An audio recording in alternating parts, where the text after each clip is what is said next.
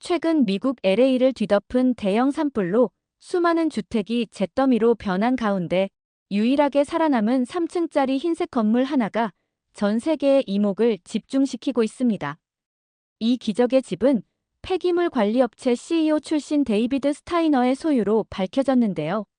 놀랍게도 이 건물은 특수방화, 처리된 석고와 돌을 활용한 한국식 콘크리트 공법으로 지어진 것으로 드러났습니다.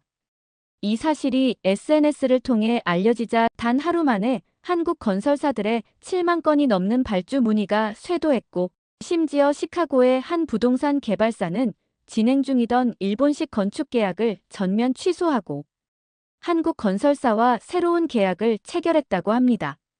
어떻게 된 일일까요? LA타임즈 기자가 제보한 사연을 지급 바로 시작합니다. 안녕하세요. 저는 LA타임즈의 기자 해나 위스트라고 합니다. 이곳에서 기자로 활동한 지는 12년 차이고 주로 사회 문제와 재난 현장을 취재해왔죠. 그런데 이번 미국 서부 최대 도시 로스앤젤레스에서 발생한 대형 산불은 제가 취재한 어떤 재난 현장보다도 처참했습니다. 미국 재난 역사상 가장 큰 역대급 피해액이라는 전망과 피해 면적은 서울 면적의 약 4분의 1을 집어삼킬 정도로 엄청난 규모인데다가 심지어 지금도 불길이 잡히지 않고 있는 상황이기 때문이죠.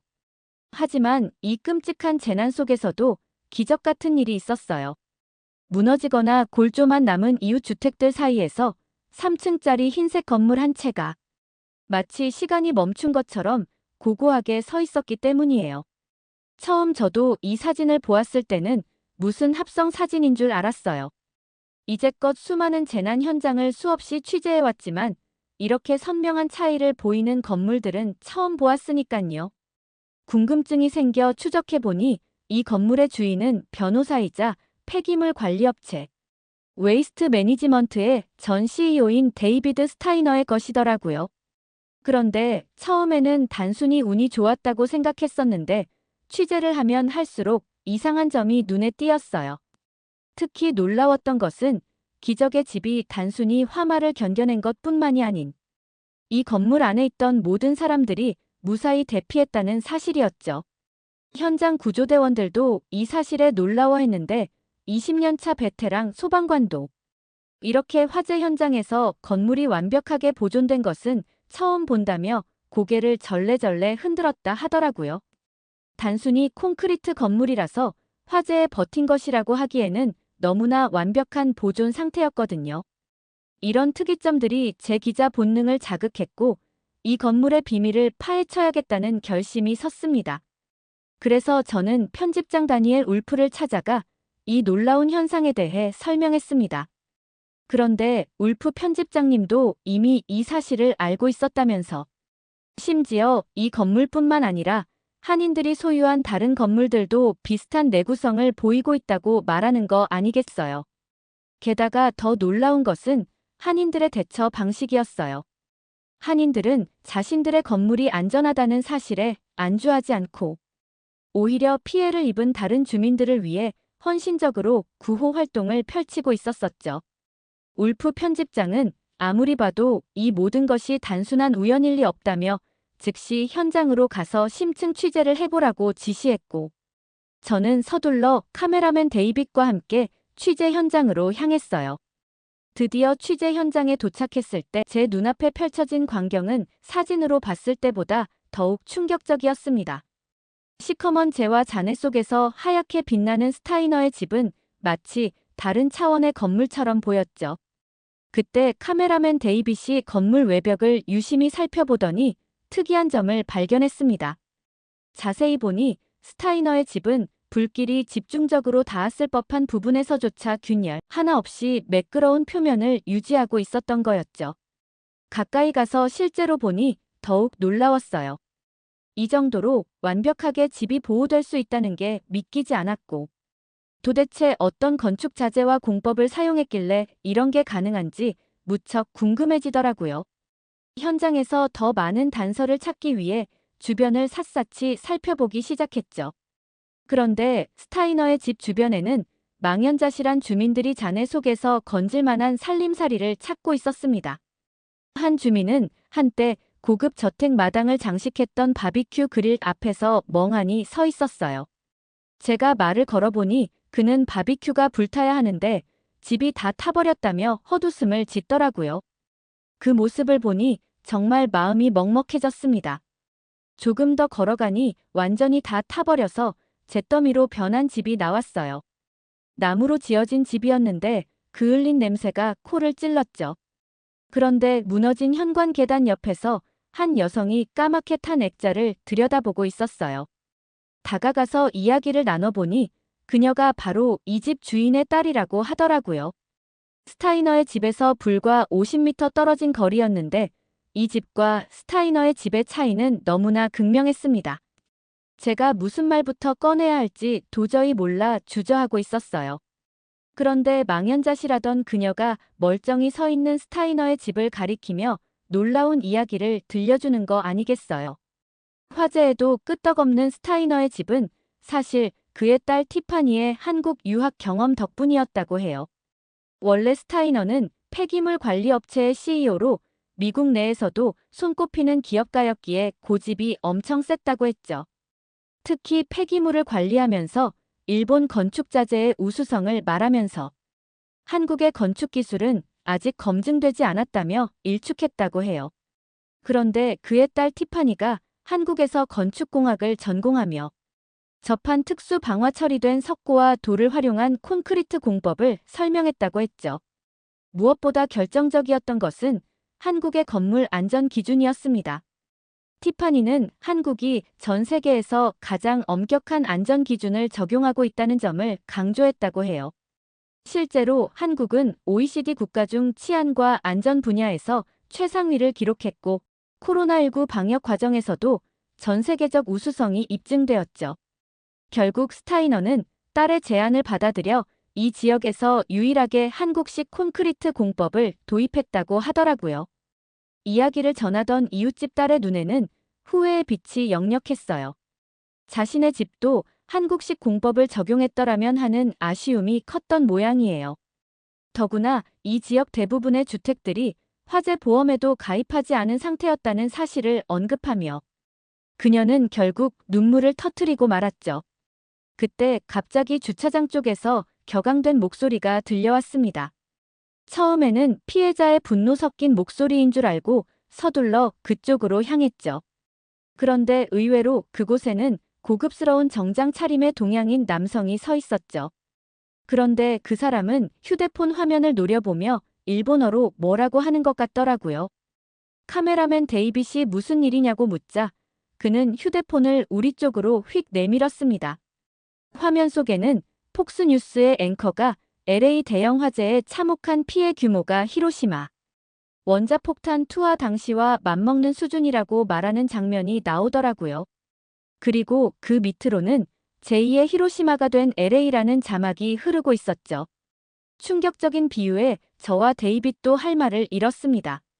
화면 아래로는 이미 수천 개의 댓글이 달려 있었는데 미국 네티즌들은 단순한 비유인데 왜 그렇게 오바냐는 댓글을 달았고 일본 네티즌들은 전쟁 범죄를 자연재해와 비교하다니 끔찍하다며 격분하고 있었습니다.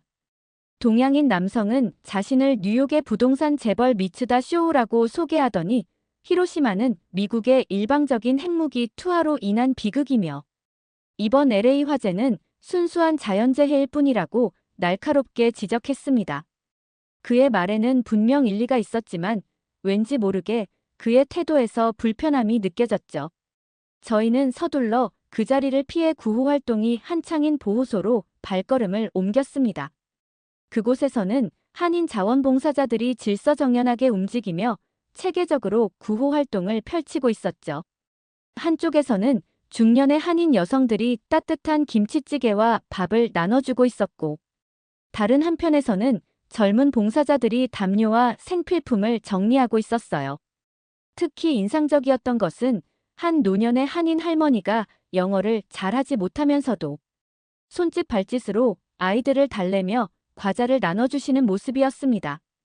게다가 한인 의사 몇 분이 임시 진료소를 차려놓고 연기 흡입으로 고통받는 피해자들을 돌보고 있었고 한인 건물주들은 자신들의 건물 일부를 기꺼이 임시 대피소로 제공하고 있었습니다. 심지어 한 한인 약국 주인은 필요한 의약품을 무상으로 제공한다며 빠르게 움직이고 있더라고요. 이런 모습을 보고 있자니 아까 미츠다와 마주쳤을 때 느꼈던 불편한 기운이 조금씩 가라앉기 시작했죠. 한인들의 따뜻한 눈빛과 헌신적인 모습에서 데이빗이 말했던 한인 사회에 대한 신뢰가 다시 한번 확인되는 순간이었어요. 다음 날 아침, 편집장실로 호출되었습니다. 저는 한국 건축 콘크리트 기술과 스타이너의 집이 화재에도 멀쩡한 이유를 더 깊이 파고들어야 한다고 열정적으로 설명했어요. 특히 티파니를 직접 만나 한국 건축공법의 구체적인 내용을 취재하고 싶다고 덧붙였죠. 그런데 편집장님이 고개를 저으며 난처한 표정을 짓는 거 아니겠어요? 그러면서 폭스뉴스의 히로시마 발언을 봤냐고 물어보았죠. 그 사건 이후 지금 일본계 커뮤니티가 심각하게 반발하고 있다면서 일본인들의 마음을 달래는 기사도 필요한 시점이라고 강조하더라고요. 제가 현장에서 목격한 진실은 한인들의 도움으로 조금씩 피해 지역이 회복되고 있는 현실이라고 강조했습니다. 일본인들의 마음을 달래는 것보다 이런 진실을 전하는 것이 더 중요하지 않느냐고 반문했죠.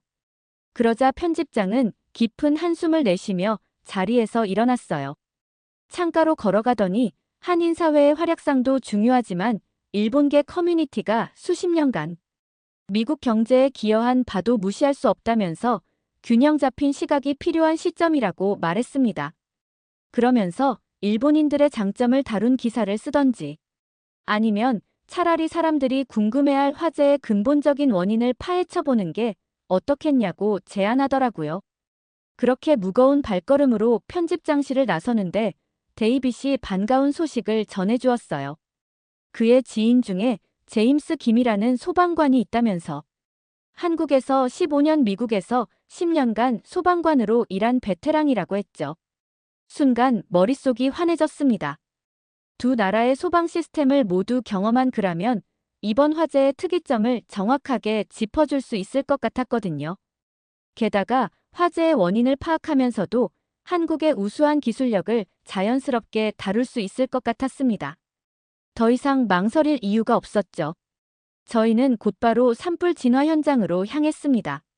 데이빗이 알려준 제임스 김 소방관은 현장 지휘본부에서 지휘를 맡고 있었습니다. 그런데 제임스 김은 현장이 급박하다며 제가 취재하는 동안 같이 움직이면서 이야기를 나누자고 하더라고요. 이런 상황에서도 취재에 응해주는 그의 모습이 무척 인상적이었습니다. 그런데 화재 현장에 도착했을 때 저는 예상치 못한 광경에 할 말을 잃고 말았습니다. 산 중턱까지 올라간 소방차에서 뿜어져 나오는 물줄기가 마치 실처럼 가늘고 힘이 없었기 때문이죠. 소방을 잘 모르는 제가 보기에도 맹렬한 불길에 비해 물줄기 힘이 너무 약해 보였어요. 세계 최고를 자랑하는 미국의 소방 시스템이라고는 도저히 믿기지 않는 모습이었습니다. 저도 모르게 왜 이런 상황이 벌어진 것이냐고 물었더니 제임스 김은 깊은 한숨을 내쉬며 고개를 저었어요. 그러면서 이번 사태는 자연재해가 아닌 인재라고 말하는데 그의 눈빛에는 무거운 책임감이 서려 있었는 것 같았습니다. 이어서 그는 가장 큰 문제가 LA의 상수도관 문제라고 하더라고요. LA 지역의 상수도관 절반 이상이 50년이 넘은 노후 파이프이며 특히 산간 지역은 70년이 넘은 것들도 있다고 했죠. 결국 녹슨 파이프 때문에 수압이 제대로 나오지 않아 화재 진압에 어려움을 겪고 있다는 뜻이었죠. 그런데 한국은 상수도 시스템을 세계 최고 수준으로 유지하고 있다고 하더라고요. 특히 서울의 경우 상수도 누수율이 3% 미만으로 도쿄의 5%, 뉴욕의 15%보다 훨씬 앞선다고 설명했습니다. 그런데 더욱 놀라웠던 것은 한국의 화재 예방 시스템이었어요. AI 기반 예측에 IoT 센서까지 결합해서 화재 발생 15분 전에 경보를 울릴 수 있다는 설명을 듣자 저도 모르게 입이 벌어졌습니다. 미국이나 유럽에서는 상상도 못할 기술이라는 제임스 김의 말을 들으며 문득 이전에 봤던 한인들의 헌신적인 구호 활동이 떠올랐어요. 이제야 이해가 되었습니다. 한국은 따뜻한 마음만이 아니라 세계 최고의 기술력까지 갖추고 있었던 거죠. 그렇게 한국의 뛰어난 소방 기술력을 서둘러 미국에 도입하는 기사를 써야겠다는 생각과 함께 현장을 둘러보고 있었어요. 그런데 화재 현장 언덕 아래쪽에서 불에 타지 않은 또 다른 건물이 눈에 보이는 거 아니겠어요? 스타이너의 집과 마찬가지로 흰색 건물이었는데 재난 현장 속에서도 멀쩡히 서 있었죠. 이것도 한국식 건축 공법이 적용된 건물인지 확인해 봐야겠다는 생각에 발걸음을 옮겼습니다. 그런데 그 건물 앞에서 한 젊은 여성이 레이저 측정기로 뭔가를 열심히 재고 있었어요. 더욱 특이했던 건 그녀가 중간중간 측정을 멈추고 지나가는 피해 주민들에게 물과 간식을 나눠주고 있었다는 점이었습니다. 호기심이 생겨 다가가 보니 그녀는 건물 외벽의 두께와 재질을 꼼꼼히 기록하고 있더라고요. 제가 취재차 왔다고 하자 그녀는 반가운 듯 저를 쳐다보더니 자신을 스타이너의 딸 티파니라고 소개하는 거 아니겠어요. 순간 저는 가슴이 쿵 하고 뛰었죠.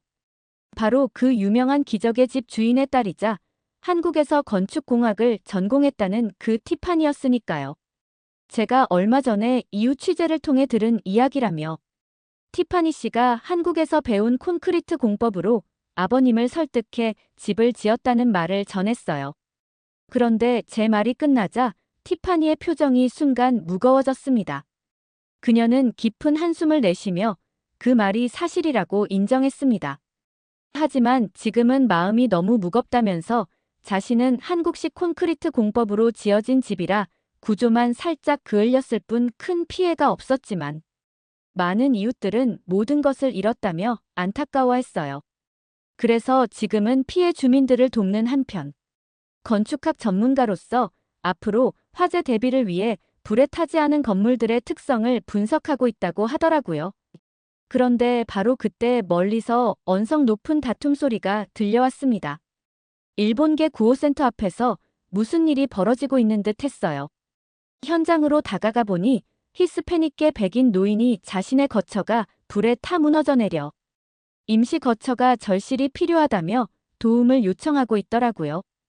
그의 옷은 그을음으로 더럽혀져 있었고 지팡이에 의지한 채 간절한 눈빛으로 호소하고 있었죠. 그런데 구호센터 입구를 지키고 있던 일본계 주민들의 반응은 차가웠습니다. 그들은 기계적인 목소리로 이곳은 일본계 주민들을 위한 공간이라며 단호하게 거절하는 거 아니겠어요. 노인이 자신의 처지를 다시 한번 설명하려 했지만 그들은 표정 하나 바뀌지 않은 채 등을 돌렸어요. 티파니는 이 광경을 보고 즉시 달려갔습니다. 그녀는 노인의 팔을 부축하며 한인교회가 운영하는 대피소로 안내하겠다고 했죠. 그때 한 일본계 주민이 물자가 부족하다는 변명을 늘어놓았지만 그들의 눈빛에서는 오히려 타인을 배제하려는 냉정함이 엿보였습니다. 티파니는 잠시 걸음을 멈추더니 고개를 저었어요. 그녀는 이런 배타적인 태도가 아마도 최근 논란이 된 히로시마 발언 때문일 것이라고 짐작했지만 그래도 이건 너무한 것 같다고 말하더라고요. 재난 상황에서는 서로 도와야 하는데 오히려 더 이기적으로 굴고 있었기 때문이었죠. 이 순간 저는 같은 동양권이지만 확연히 다른 두 커뮤니티의 두 가지 모습을 목격하게 되었어요. 한 가지는 한국인들이 일본인들보다 대체로 키가 크고 체격도 컸다는 것이었고 나머지 하나는 한국 사람들은 어려운 상황일수록 반드시 더 어려운 사람을 돕는 모습을 보인다는 것이었어요. 아니나 다를까 인터넷상의 의견들도 이러한 차이를 더욱 선명하게 부각시켰습니다.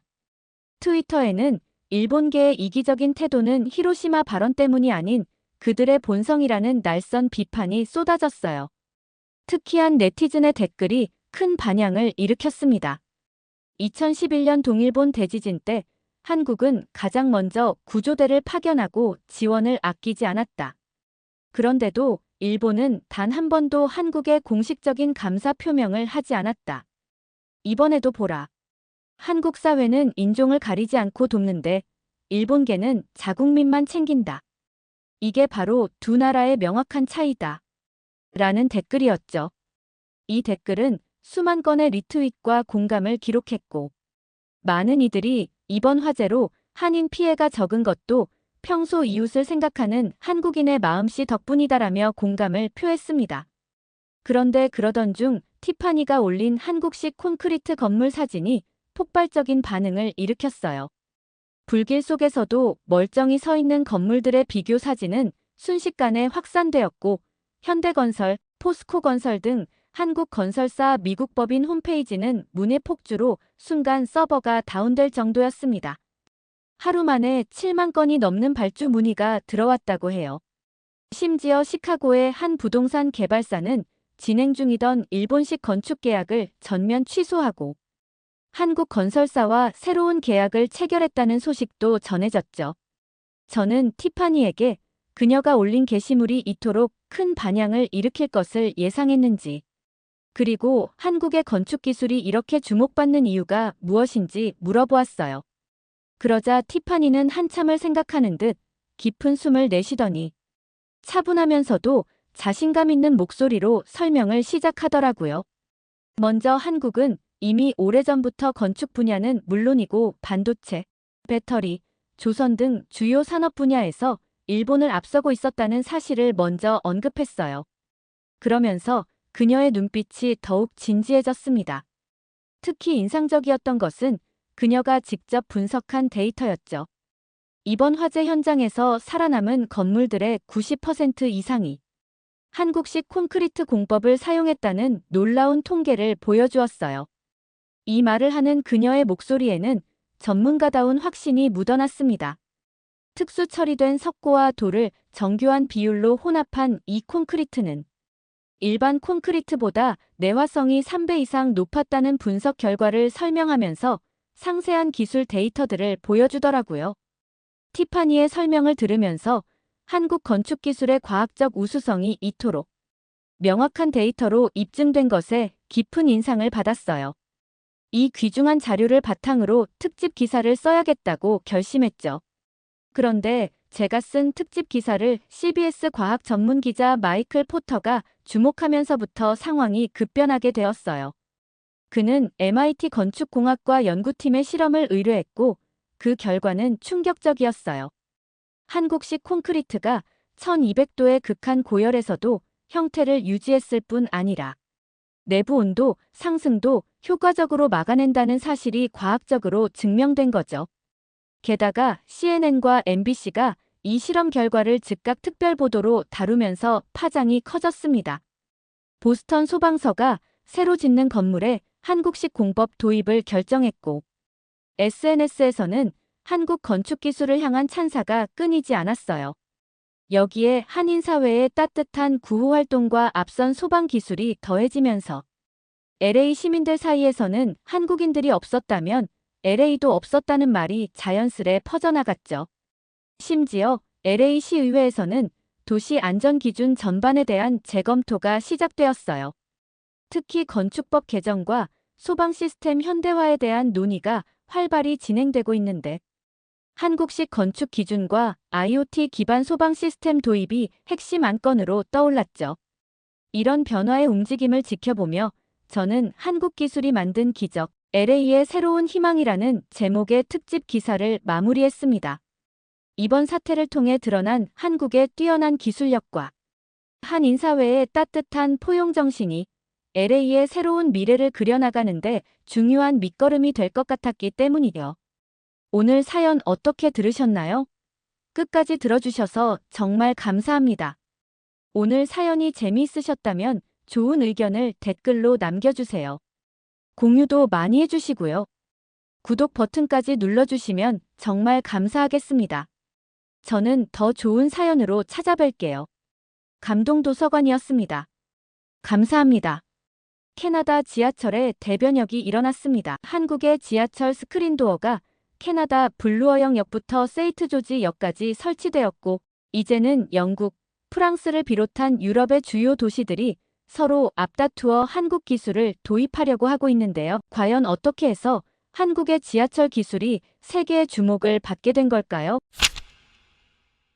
안녕하세요. 저는 시드니 교통공사 안전혁신팀에서 일하고 있는 캐서린 오하라입니다. 최근 저희가 대한민국과 계약을 체결해 블루어영역부터 세인트조지역까지 한국 지하철 스크린도어 설치를 시작했다는 소식 들어보셨나요? 이 결정이 어떻게 이루어졌는지 제가 직접 겪은 이야기를 들려드리고 싶어 글을 쓰게 되었어요. 이 이야기를 하기 전에 우선 캐나다 지하철에 대해서 잠깐 말씀드려야 할 것 같아요. 캐나다가 한국 지하철 스크린도어를 설치하기로 결정한 것은 4년 전 사고를 겪고 나서였죠. 그날 블루어영 역은 평소보다 더 혼잡했습니다. 출근 시간이라 열차를 타려는 사람들로 승강장이 가득했어요. 뒤늦게 도착한 열차에 사람들이 한꺼번에 몰리면서 불행한 사고가 발생했습니다. 78세 마가렛 할머니가 인파에 밀려 비틀거리다 선로 쪽으로 넘어지셨죠. 발목 골절로 대수술을 받으셔야 했습니다. CBC 뉴스에서는 이 사고를 큰 이슈로 다뤘습니다. 승객들의 질서 의식 부족을 지적하는 의견도 있었고 지하철 안내방송 소리가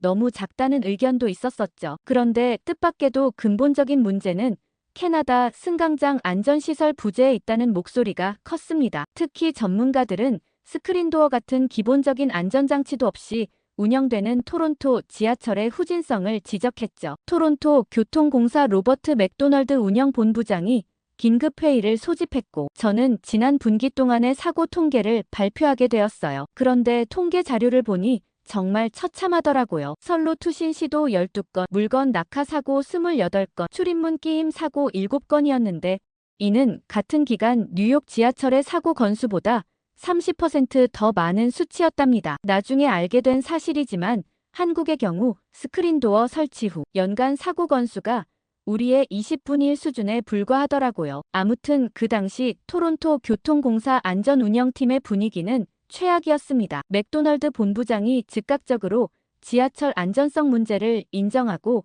유감의 뜻을 전했지만 이미 온타리오 주의회에서는 특별 감사를 검토하고 있다는 소식이 들려왔죠. 그때 중국계 캐나다인 안토니 위멍 기술팀장이 충칭 지하철 시스템을 도입하자고 제안했어요. 중국 충칭에는 19층 아파트를 관통하는 세계 유일의 모노레일을 운영하면서도 놀라운 안전성을 보여준다는 설명이었죠. 특히 승객 동선 관리와 안전 시스템이 인상적이라고 말하더라고요. 솔직히 처음에는 의구심이 들었습니다. 지하철이 아파트를 관통한다는 게 말이 되나 싶었죠. 평소에도 위멍 팀장은 썰렁한 아저씨 개그를 치면서 저를 당황하게 한 적이 많았거든요. 제가 충칭의 안전 시스템이 정말 뛰어난 거 맞냐고 다시 되물었더니 위멍 팀장이 자신감 있게 그렇다고 말하더라고요. 위멍 팀장은 충칭이 중국에서도 산악 지형에 속하고 4천만 인구가 사는 메가시티인데 그런데도 연간 사고율이 캐나다의 3분의 1 수준이고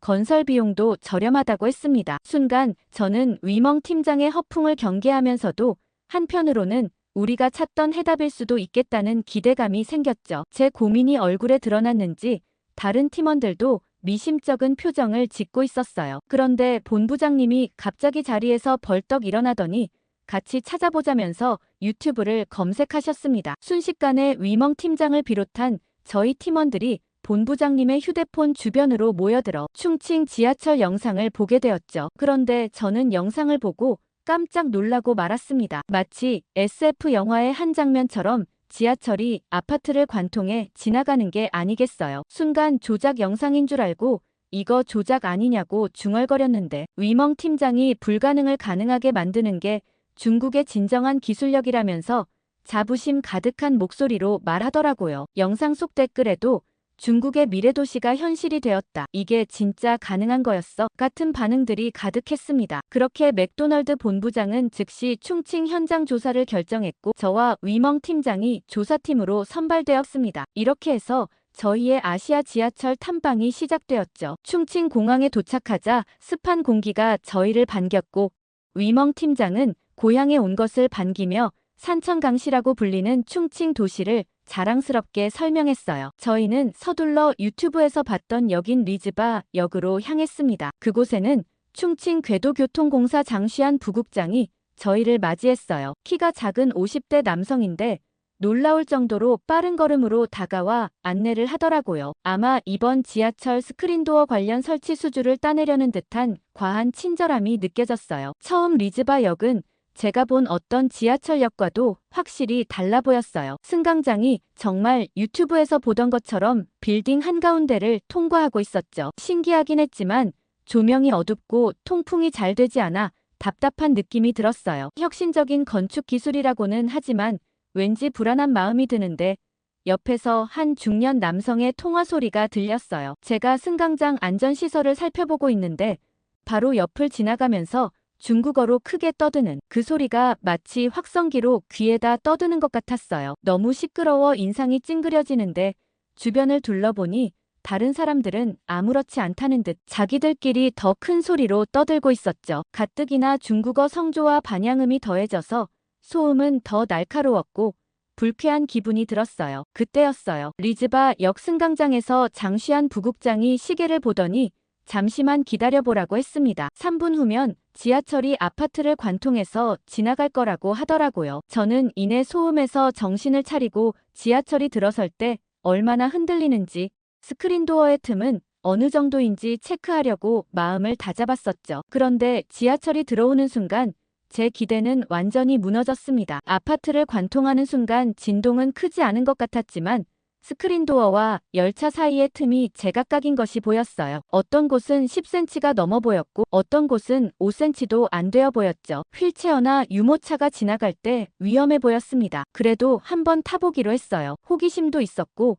실제 탑승 경험이 필요했거든요. 그런데 열차에 오르자마자 시끄러운 대화 소리와 함께 자극적인 냄새가 코를 찔렀어요. 누가 뭘 먹는 건가 싶어서 설마 하고 뒤를 돌아봤는데 한 승객이 양꼬치같이 생긴 염통꼬지인지 먼지를 꺼내서 하나씩 먹고 있는 거였어요. 사탕이나 초콜릿 같으면 참겠지만 그 기름진 냄새와 양고기 특유의 향이 좁은 객실 안에 가득 퍼지는데 정말 못 견디겠더라고요. 지하철 밖에 대합실에 있었을 때는 그나마 실외라서 목소리도 냄새도 견딜만 했다고 생각했는데 밀폐된 공간에서는 정말 힘이 들었어요. 게다가 지하철 안에서 중국인들 대화 소리를 들으니 정말 귀가 찢어질 것 같았어요. 몇몇 승객들이 마치 집안에 있는 것처럼 큰 소리로 이야기하고 어떤 사람은 전화 통화를 하면서 웃음소리가 가득했죠. 특히나 가장 최악이었던 건 지하철 바닥에 과자 부스러기 같은 것들과 쩍쩍 달라붙는 끈적함이었어요. 맞은편 좌석을 보니 한 아이가 과자를 먹고 있던데 어머니로 보이는 사람이 전혀 제지를 하고 있지 않더라고요. 아마 중국인들은 이런 식으로 지하철을 이용해서 공공시설이 이렇게 더러운 건가 싶었어요. 정말 여기가 지하철 아닌지 시장판인지 음식점인지 도무지 구분이 되지 않을 정도였어요. 도저히 참을 수 없어서 실례를 무릅쓰고 부국장에게 승객들의 기본적인 매너나 안전수칙은 없는지 물어봤어요. 그랬더니 장 부국장은 중국인들은 활기차고 자유분방한 민족이라며 웃어넘기더라고요. 저는 이래서야 선진국 지하철이 될 수 있을까 하는 생각이 들었지만 말하지 않고 참았습니다. 굳이 지하철 안전평가하러 와서 중국인 국민성 평가를 할 필요는 없었으니깐요. 그렇게 생각에 잠겨 있는데 차량 앞쪽에서 조용히 책을 읽고 있는 한 청년이 눈에 들어왔습니다. 순간 이렇게 시끄러운 환경에서 어떻게 책을 볼 수 있을까 하는 호기심이 생기더라고요. 지하철 안을 둘러보는 척하면서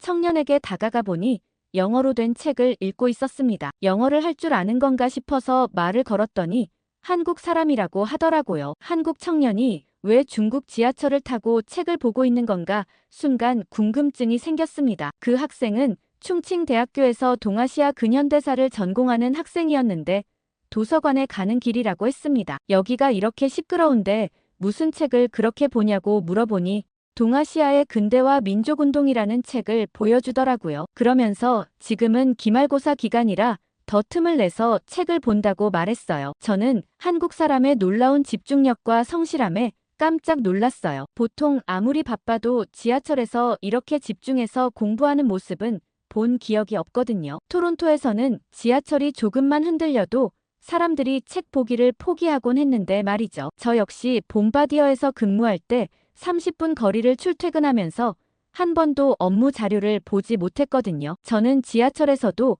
학업에 열중하는 한국 청년의 집중력과 성실함에 깊은 인상을 받았습니다. 시끄러운 환경에서도 묵묵히 공부하는 모습이 캐나다의 젊은이들과는 사뭇 달라 보였죠. 호기심이 생겨 왜 하필 충칭의 대학을 선택했는지 물어보았어요. 그런데 청년은 제 질문에 놀라운 이야기를 해주었습니다. 자신의 할머니가 충칭 임시정부 청사를 보존하기 위해 중국의 아파트 개발을 막았다는 거예요. 1994년 이 지역이 재개발로 아파트 단지가 될 위기에 처했을 때 할머니께서 청사 보존을 위해 노력하셨다고 합니다. 충칭시 정부와 한국 정부에 청사의 역사적 가치를 알리고 보존의 필요성을 강력히 주장하셨다고 하더라고요. 그 결과 아파트 개발이 중단되고 충칭 임시정부 청사터가 보존될 수 있었다고 하더라고요. 그래서 자신도 이곳에서 공부하면서 할머니의 뜻을 이어가고 있다고 했습니다. 특히나 한국의 오세훈 서울시장도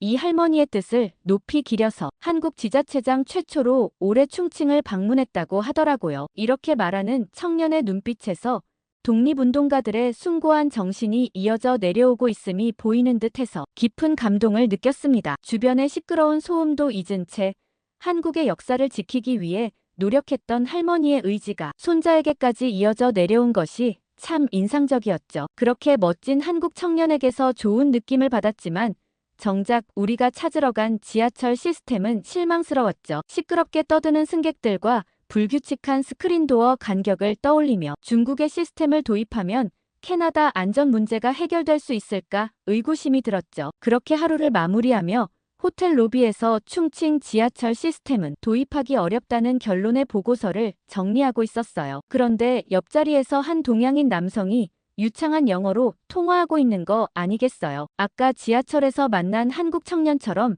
자연스러운 영어 발음이었기에 관심이 갔어요. 귀를 기울여 보니 현대무백스의 스크린도어 시스템에 대한 기술 협의 통화였더라고요. 순간 가슴이 뛰었습니다. 충칭 지하철에서 만난 한국 청년의 모습이 떠올랐죠. 잠시 후 통화를 마친 그 남성에게 다가가 한국분인지 혹시 지하철 안전 시스템에 대해 잘 아시는지 조심스럽게 물어보았습니다. 그랬더니 그는 서울교통공사 기술연구소의 구대현 과장이라고 자신을 소개하며 충칭에서 열리는 아시아 교통안전 컨퍼런스 참석차 왔다고 했어요. 제가 토론토의 지하철 안전 시스템 개선을 위해 방문했다는 이야기를 하자 서울교통공사의 실제 운영 현장을 방문해보는 게 어떻겠냐고 제안하더라고요. 우연한 만남이었지만 순간 이것이 우리가 찾던 해답일지도 모른다는 생각이 들었어요. 맥도널드 본부장에게 즉시 연락했고 다행히 서울 방문이 승인되었죠. 그렇게 우리의 두 번째 탐방지는 서울로 정해졌습니다. 인천공항에 도착하자마자 깔끔하고 현대적인 시설에 놀랐습니다. 공항철도를 타고 서울로 향하는 동안 충칭의 지하철과는 비교도 할 수 없을 만큼 쾌적했어요. 특히 객실 바닥이 반질반질하게 깨끗한 게 인상적이었죠. 서울역에 도착해서 지하철로 갈아타는 과정도 무척 순조로웠습니다. 모든 안내 표지판이 한국어뿐만 아니라 영어, 중국어, 일본어로도 되어 있어서 외국인인 제가 길을 잃을 염려가 전혀 없었어요. 다음 날 서울교통공사를 방문했을 때 안전관리팀 강호석 차장이 저를 반갑게 맞이했어요. 강 차장은 한국에 와서 지하철을 타보니 어떠냐고 물어보셨는데 저는 인천공항에서 서울로 오면서 탔던 지하철이 믿을 수 없을 만큼 깨끗하고 조용했다고 말씀드렸죠. 그러자 강 차장은 웃으면서 출근 시간대에 타보면 한국 지하철의 진정한 저력을 알 수 있을 거라고 말하더라고요. 저는 순간 걱정이 됐습니다. 토론토에서는 출근 시간대만 되면 승객들이 서로 밀치고 넘어지고 고성이 오가는 일이 다반사였거든요. 특히 지난달에는 한 노인이 러시아워 시간에 밀려 넘어져 다리가 부러지는 사고도 있었죠. 그런데 강남역에서 마주한 광경은 충격적이었어요. 수많은 사람들이 지하철을 이용하고 있었지만 승객들은 가지런히 줄을 서서 차분히 기다리고 있었어요. 토론토에서 봤던 것처럼 노인을 밀치거나 서두르는 모습은 없었죠. 특히 인상 깊었던 건 한 중학생으로 보이는 소년이었어요. 무거운 책가방을 메고 있었는데도 자리에서 벌떡 일어나 지팡이를 짚은 할머니께 자리를 양보하더라고요. 할머니는 손사래를 치셨지만 소년은 할머니, 앉으세요. 저는 괜찮아요라며 정중하게 권했습니다. 그 모습을 보던 외국인 관광객이 감동했는지 서로 귓속말을 주고받는 모습이 보이더라고요. 지하철에 탑승하자 또 다른 놀라운 광경이 펼쳐졌습니다. 충칭에서는 승객들이 마치 시장통처럼 시끄럽게 떠들었는데 한국선은 모두가 조용히 각자의 휴대폰을 보고 있었어요. 같은 동양권인데도 두 나라가 이렇게 다를 수가 있나 정말 신기했어요. 그러면서 다들 뭘 그렇게 보는지 궁금해서 강 차장에게 물어보았죠. 저는 처음에는 다들 미리 다운로드 받은 영상을 보는 줄 알았는데 강 차장의 설명에 의하면 실시간 스트리밍이라고 하더라고요. 순간 저는 믿을 수 없어서 지하철이 움직이는데 와이파이가 될 수 있냐고 물었더니 강 차장님은 빙그레 웃으며 스마트폰으로 고화질 영상을 틀어 보였어요. 터널 구간임에도 끊김없이 재생되는 걸 보며 한국의 정보통신 기술력이 세계 최고 수준이라고 자부심을 드러내더라고요. 그때 강 차장님은 웃으면서 한국이 세계 최초로 5G를 상용화한 나라이며 이런 IT 인프라가 지하철에도 그대로 적용되었다고 설명해 주셨어요. 특히 지하철 터널 구간마다 설치된 5G 중계기는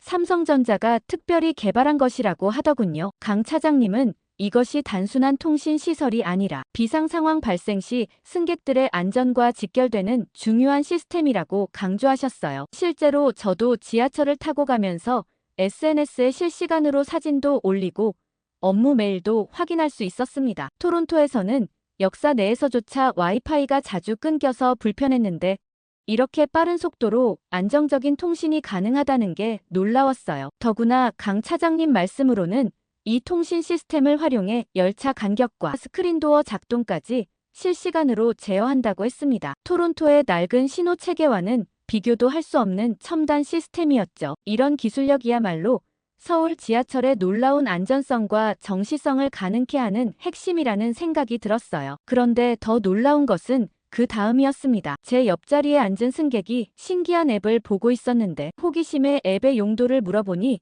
실시간으로 지하철 내 미세먼지 농도를 보여주는 앱이라고 하더라고요. 순간 충칭에 답답하고 탁한 공기가 떠올랐어요. 강 차장님께 이 시스템에 대해 여쭤보니 서울의 모든 지하철역과 객실에는 최첨단 공기정화 시스템이 설치되어 있다고 설명해 주셨어요. 충칭이나 토론토는 소음과 혼잡도만 신경 쓰는데 한국은 미세먼지까지 실시간으로 관리한다는 점이 무척 인상 깊더라고요. 그때 마치 제 생각을 읽으신 듯 강 차장님은 앱으로 실외 미세먼지 수치와 비교해보자고 하셨어요. 저도 궁금해서 동의했는데 화면을 보는 순간 저는 깜짝 놀랐습니다. 지하철 안의 공기가 지상보다 더 깨끗하게 나온 거예요. 도저히 믿기지 않았습니다. 그런데 가장 중요한 것은 한 임산부가 탑승했을 때 벌어졌어요. 문이 닫히기 전에 스크린도어가 평소보다 오래 열려있는 것을 발견했거든요. 토론토였다면 절대 볼 수 없었을 광경이었습니다. 저도 모르게 의아한 표정을 지었는데 강 차장님은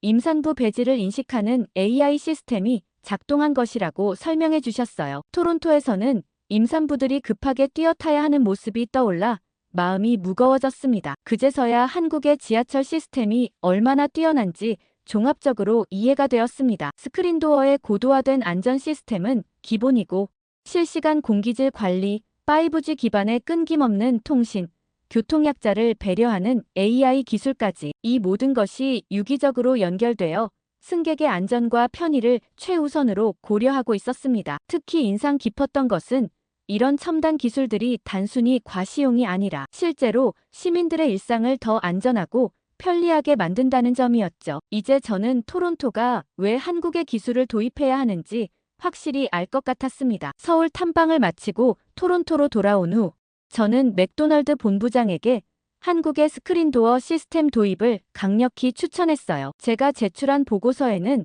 한국 시스템의 우수성을 입증하는 구체적인 데이터가 가득했죠. 특히 서울 지하철의 연간 사고 발생률이 100만 명당 0.03건에 불과하다는 통계는 토론토 시의회 의원들의 마음을 움직이기에 충분했어요. 그렇게 한국의 현대모백스와의 계약이 성사된 지 6개월, 블루어영 역을 시작으로 한국의 스크린도어가 캐나다에 설치되기 시작했습니다. 설치 과정에서 가장 인상적이었던 것은 한국 기술진들의 꼼꼼함이었어요. 한국 기술진들은 각 역사의 특성에 맞춰 스크린도어의 규격을 미세하게 조정했고 설치 후에도 수차례 안전성 테스트를 진행했습니다. 그리고 마침내 첫 번째 성과가 나타났죠. 스크린도어 설치 후 첫 3개월 동안 블루어영 역의 안전사고는 단 한 건도 발생하지 않은 거예요. 이는 지난해 같은 기간 7건의 사고가 있었던 것과 극명한 대조를 이뤘죠. 특히 혹한기에도 스크린도어가 완벽하게 작동하면서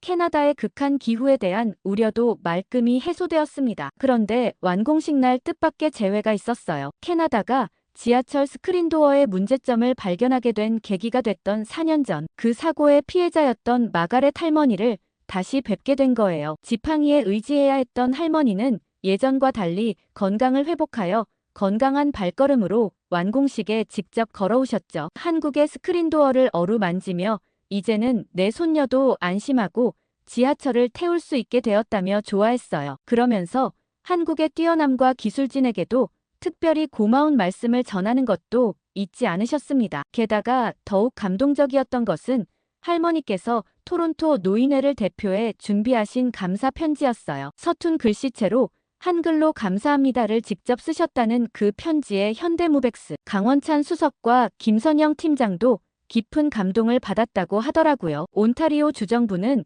이 성과를 바탕으로 토론토 전역으로 한국 스크린도어 설치를 확대하기로 결정했습니다. 주의회는 4억 달러의 추가 예산을 편성했고 현재는 75개 모든 역사에 스크린도어 설치가 진행 중이에요. 더욱 고무적인 것은 밴쿠버와 몬트리올에서도 한국의 스크린도어 도입을 검토하기 시작했다는 점이에요. 수치로 보면 더욱 분명했습니다. 스크린도어 설치 2달 만에 선로 추락사고는 전년 대비 98% 감소했고 열차 지연도 45% 줄었습니다. CBC 뉴스는 한국의 기술이 토론토 시민의 생명을 지킨다는 제목의 특집 기사를 보도했고 토론토 스타는 사설을 통해 안전한 도시로 가는 새로운 이정표라고 평가했죠. 그런데 한국 지하철 스크린도어의 여파는 여기서 끝나지 않았어요. 저희가 예상치 못한 전혀 다른 곳에서도 변화가 일어나고 있었거든요. 캐나다 고등학교에서 한국 교통 시스템에 관심을 가지고 한국으로 진학하고자 하는 학생들이 늘어나기 시작한 거예요. 토론토 과학고등학교의 파멜라 앤더슨이라는 학생도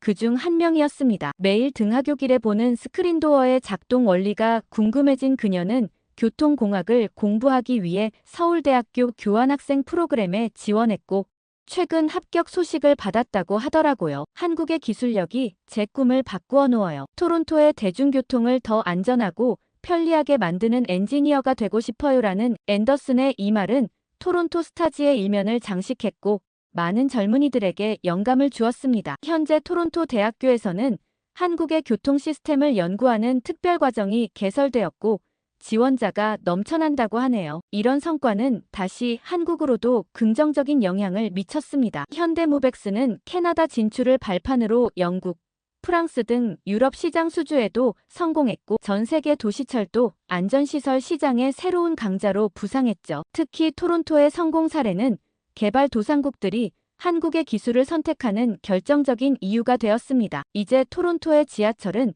한국 덕분에 세계에서 가장 안전한 지하철 중 하나가 되었습니다. 마가렛 할머니의 손녀뻘 되는 앤더슨이 한국에서 공부하게 된 것처럼 우리의 선택이 세대를 뛰어넘어 새로운 희망과 기회를 만들어내는 것을 보며 그날 충칭에서 시작된 우리의 여정이 옳은 선택이었음을 다시 한번 확신하게 되었습니다. 오늘 사연 어떻게 들으셨나요? 끝까지 들어주셔서 정말 감사합니다. 댓글과 구독 버튼 한 번만 눌러주시면 더 감사하겠습니다. 저는 더 좋은 사연으로 찾아뵐게요. 감동도서관이었습니다. 감사합니다.